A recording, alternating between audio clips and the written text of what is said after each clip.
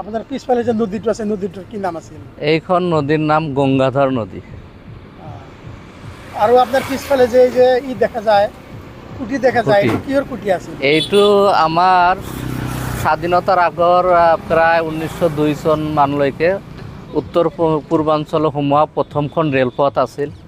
কিন্তু ভাৰত স্বাধীন হোৱাৰ পিছত আৰু ৰেলপথ বাংলাদেশ দি যাব নোৱাৰিলে, সেইকাৰণে আমাৰ পিছত ৰোড পথ হৈ যায় আৰু বাছ চলাচল কৰে 1974 চনলৈকে। তাৰপিছত নদী এইফালে ব্ৰিজৰ ভাঙি যায়, ভাঙি যাওয়াৰ পিছত মানে নায়েৰে যাতায়াত কৰে কিছুদিন।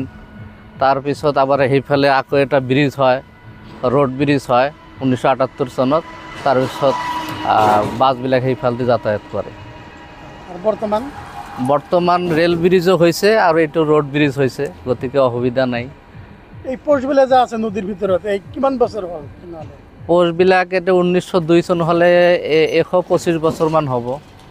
এটা বন্ধ হয়েছে কিমান চনেৰ পৰ?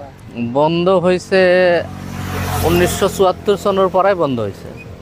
একটু রেল বা বাস গাড়ি যাতায়াত একদম বন্ধ হয়েছে।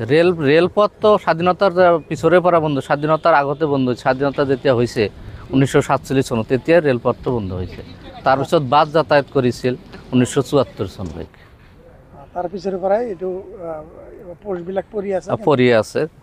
ওপৰৰ ব্ৰিজখিনি ভাঙি লৈ গৈছে কোম্পানীয়ে। এটিতে নাহলে ব্ৰিটিশে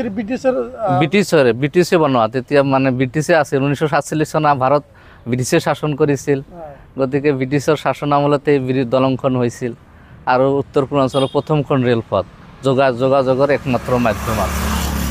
বাংলাদেশেৰ ক'ত চলাচল কৰিছে? এইটো আমাৰ নৰ্থ ইষ্টৰ পৰা একেবাৰে বাংলাদেশৰ কুড়িগ্ৰাম হৈ ঢাকা বা কলকাতা, তাৰপিছত বা আমাৰ ভাৰতৰ বিভিন্ন অংশৰ লগত যোগাযোগ আছে।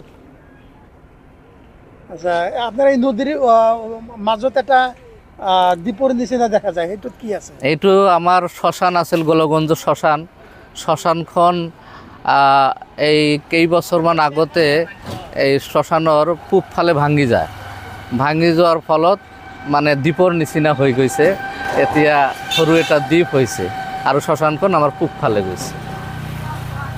এইখিনি ভাঙা নাই কিয়?